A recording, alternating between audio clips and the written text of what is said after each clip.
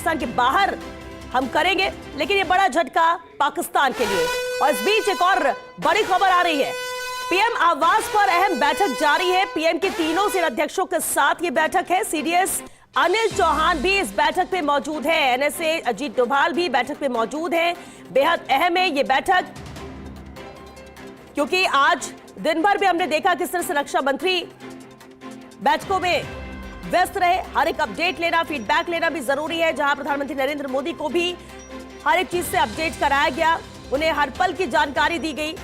सेना की press conference भी शाम को हुई और इसके बाद अब जो जानकारी मिल रही है, पीएम आवास पर अहम बैठक जारी है। पीएम के तीनों सेनाध्यक्षों के साथ ये बैठक इस वक्त चल रही है, जहां सीडीएस अनिल चौहान भी बैठक में मौजूद है। एनएसए अजीत डोभाल बैठक में मौजूद है। इसके अलावा तीनों सेनाध्यक्षों की मौजूदगी है, जिनसे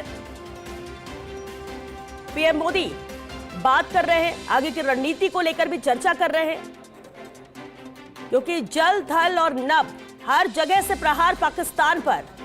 और ये प्रहार क्योंकि आतंकवाद के खिलाफ है, आतंकवादियों पर है, और आतंकवादियों का पनाहगार हमेशा से पाकिस्तान रहा है। और इसलिए ये पाकिस्तान की धरती है जहां पर निशाना भारत साध रहा है, लेकिन सिर्फ आतंकी ठिकानों पर, पाकिस्तान की तरह नहीं। खासतौर से ख्याल रखते हुए कि किसी भी सिविलियंस इसकी जद में ना आए, कहीं किसी सिविलियंस को कोई नुकसान ना हो।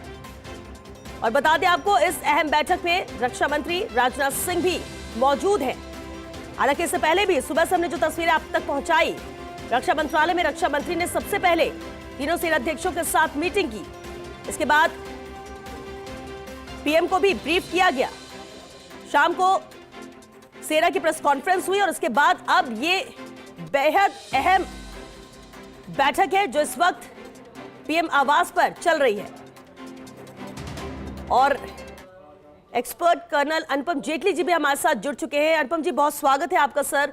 बेहद अहम एक एक पल यहां पर हो जाता है, लेकिन अभी इस वक्त क्योंकि प्रधानमंत्री आवास पर बैठक जारी है, सीडीएस की मौजूदगी है, रक्षा मंत्री की मौजूदगी, तीनों सेनाध्यक्षों की मौजूदगी है, ये दर्शाता है कि हर एक चीज पीएम को भी अपडेट की जा रही है। लेकिन क्या उम्मीद की जाए कि आगे की रणनीति पर, आगे के कदम पर ही ये बैठक, ये चर्चा? बिल्कुल, ये चर्चा जो है वो भारत के अगले कदम क्या होंगे इसको डिफाइन करेगी, इसको परिभाषित करेगी जी। अब देखना है कि पाकिस्तान, मेरे हिसाब से, मेरी सोच से, पाकिस्तान एक इज्जतदार बाहर निकलने का इस मुश्किल से रास्ता ढूंढ रहा है। वो बार बार इंटरनेशनल जो शक्तियां हैं उनके पास जा रहा है। कभी वर्ल्ड बैंक के पास जा रहा है, कभी अमेरिका के पास जा रहा है कि कोई किसी तरीके से मीडिएट करके उसको इस मुश्किल रास्ते से इज्जत के साथ बाहर निकाले। भारत भी नहीं चाहता कि ये हालात जो हैं वो यूक्रेन या फिलिस्तीन जैसे बने। हमारी कभी ये सोच नहीं रही और हमने हमेशा सोचा है कि हमारे पड़ोसी हमारे साथ विकास की राह पर चले और सौहार्दपूर्ण संबंध हो। अगर पाकिस्तान ये वाकई चाहता है तो हिंदुस्तान अपने कदमों को जो बड़े नियंत्रित रूप से आगे बढ़ा रहा था उन पर सोचेगा और वो पाकिस्तान की बात को सुनेगा, अगर पाकिस्तान हमारी शर्तों को मानता है।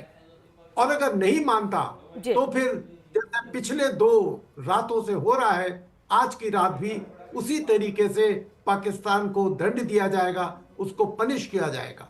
ध्यान देने की बात यह है कि भारत ने इस बार पाकिस्तान को पेशावर में, पाकिस्तान को इस बार रावलपिंडी में, पाकिस्तान को गुजरांवाले में, लाहौर में, कराची में, जहां उसकी कोर हेडक्वार्टर्स है। पाकिस्तान के पास 10 कोर हैं, 10 में से 4 कोर जो हैं उनके आसपास के इलाकों में है। हम अपनी मन मर्जी के मुताबिक हमले कर चुके हैं और अब पाकिस्तान को समझ में आ जाना चाहिए कि भारत की काबिलियत कितनी है और भारत अभी तक उनको सही मायने में युद्ध में नहीं घसीटना चाह रहा है। चलिए, कर्नल अनुपम जेटली जी, बेहद अहम है ये, और इसलिए भी जब बैठक जारी है तो उम्मीद यही है कि आगे की रणनीति क्या होती है, किस तरह से इसे अंजाम दिया जाता है और किस तरह से पाकिस्तान को घुटने पे लाया जाता है, क्योंकि चारों तरफ से प्रहार यहाँ पर जारी है। बहुत शुक्रिया बातचीत के लिए। आगे भी वापस हम आपसे जुड़ेंगे सर।